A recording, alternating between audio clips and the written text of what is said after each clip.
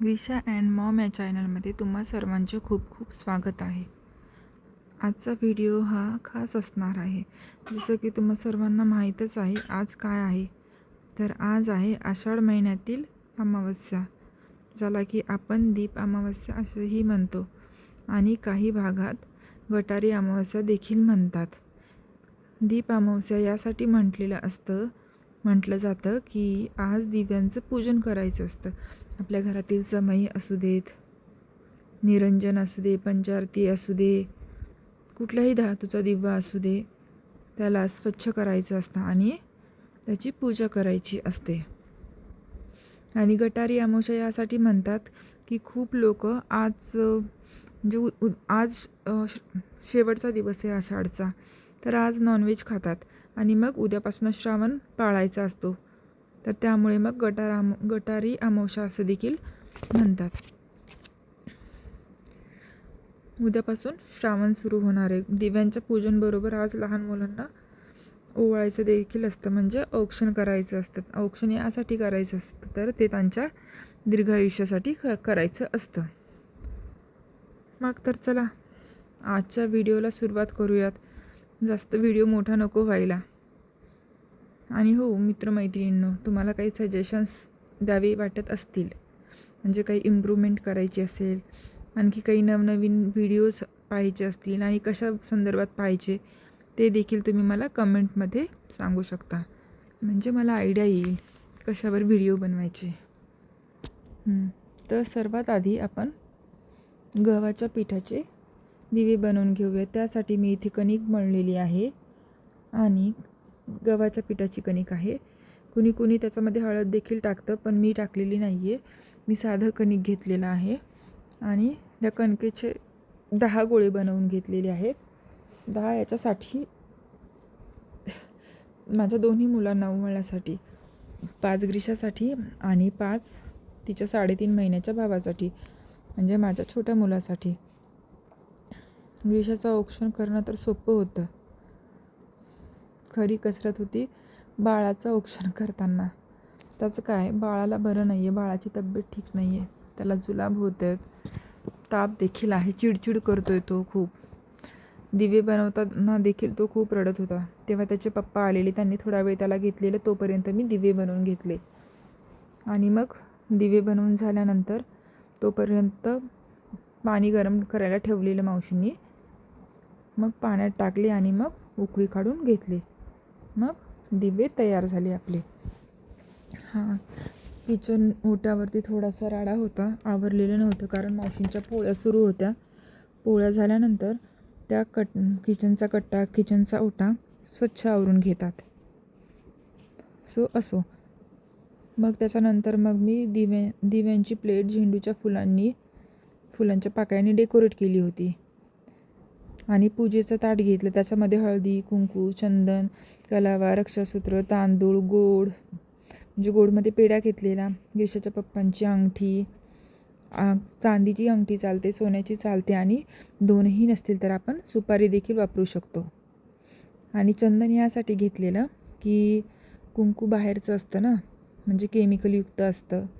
हळदी माझ्या घरची होती, त्याच्यामुळे हळदी वापरली आणि मी औक्षण करताना बाळाला चंदन लावलेलं, त्याच्यामुळं मग मी चंदनही घेतलं होतं. दिव्यामध्ये मी स्वतः बनवलेल्या कापसाच्या वाती टाकलेल्या. मी जे बनवलेल्या वाती स्वतः होत्या त्या मी टाकलेल्या. मग दिवे झाले तयार. नंतर पाटाच्या खाली मग रांगोळी काढावी म्हटलं. नंतर पाटाच्या खाली स्वस्तिक काढला आणि छोटीशी रांगोळी काढली. तोपर्यंत ग्रीशाची गडबड चाललेली, झालं की नाही, किती वेळ लागणार आहे, किती उशीर होतो, ओवाळ मला, किती वेळ लावणार आहे, झालं का म्हटलं झालं, थोडा वेळ राहिला. मग ही सगळी तयारी होईपर्यंत बाळ झोपी गेलं. मग ग्रीशाला बसवलं, हळदी कुंकू लावलं तिला, डोक्यावर अक्षता टाकल्या, तिच्या पाकळ्या टाकल्या, त्याच्यानंतर अंगठी फिरवून घेतली.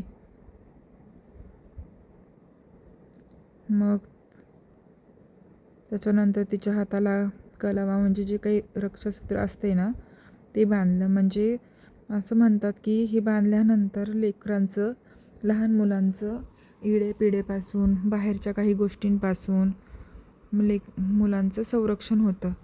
त्याच्यासाठी खास मुलांना आजच्या दिवशी कलावा बांधत असतात. आपण काळा धागा देखील बांधतो, पण हा देखील बांधतात.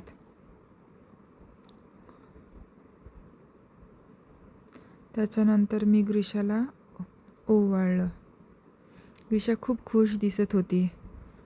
मी आधी म्हणत होते तिला की बाळ झोपेल, तो चिडचिड करत आहे, तर मग आपण काय करूयात, पप्पा आहेत तोपर्यंत मी आधी पप्पांच्या मांडीवर बाळाला बसवते आणि बाळाला ओवाळून घेते.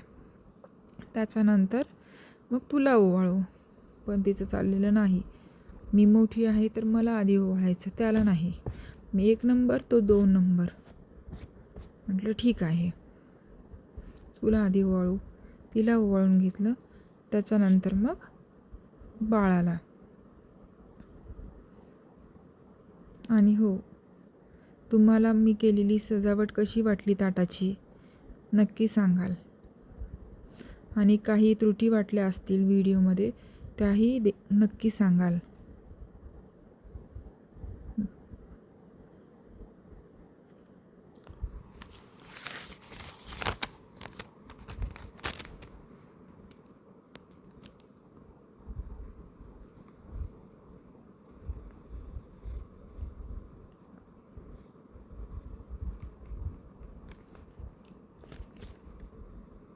बघितले तुम्ही मी ताटात काय काय घेतलेलं आहे, पूजेच्या डेकोरेट कसं केलेलं आहे.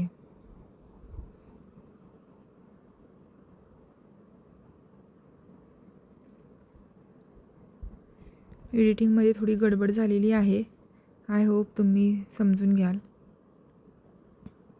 आधी ग्रीशाचे 5 दिवे ठेवलेले, ज्या ताटाची सजावट केलेली ओवाळण्यासाठी त्या पूजेच्या ताटामध्ये. तिचं ओवाळून झाल्यानंतर मी तिचे दिवे काढून घेतले आणि मग जे बाळासाठी 5 बनवलेले ते त्या ताटामध्ये दिवे मी ठेवलेले आहेत. आणि ह्या दिव्यांचं उद्या काय करायचं, तर ह्या दिव्यांचं उद्या विसर्जन करायचं. पाण्यामध्ये तुम्ही सोडू शकता दिव्यांना ह्या.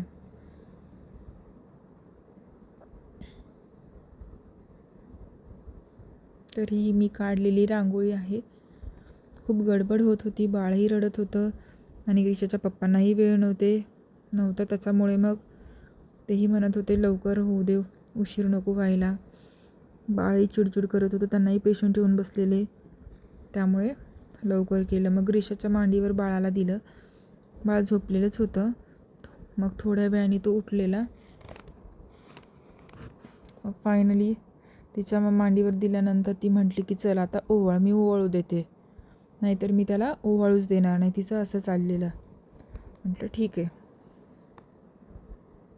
मग बाळाला चंदन लावलं. मी कुंकू लावलेलं नाही, तुम्हाला म्हटलं तसं केमिकल असतात त्याच्यामुळे. चंदन लावलेलं आणि घरची जी हळद होती ती हळद लावली आणि पाकळ्या न टाकता अख्खं गुलाबाचं फूल ठेवलेलं त्याच्या डोक्यावर. 1-2 दाणे मी तांदळाचे टाकलेले. मग बाळाला मी ओवाळून घेतलेलं आहे. त्याच्यानंतर म्हटलं मग आता बाळाच्या हाताला मी रक्षासूत्र बांधलेलं आहे.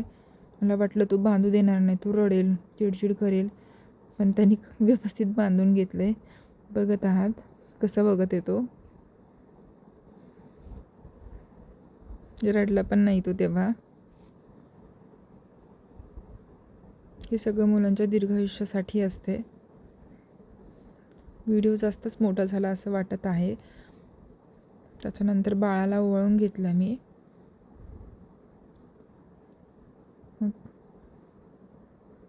तोपर्यंतही बाळ शांतच होतं.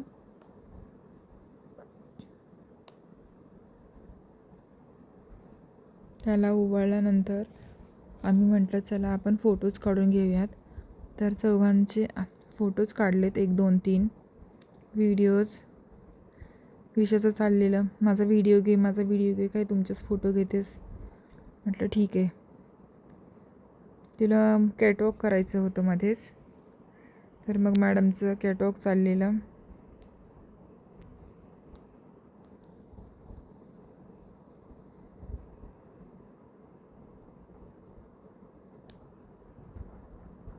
तर मग आजचा व्हिडिओ कसा वाटला नक्की सांगा कमेंट करून. आवडला असल्यास लाईक, शेअर, सबस्क्राईब करायला विसरू नका.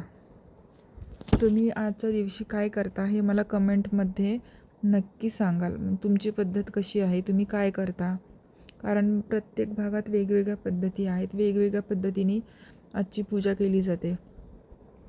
त्यामुळे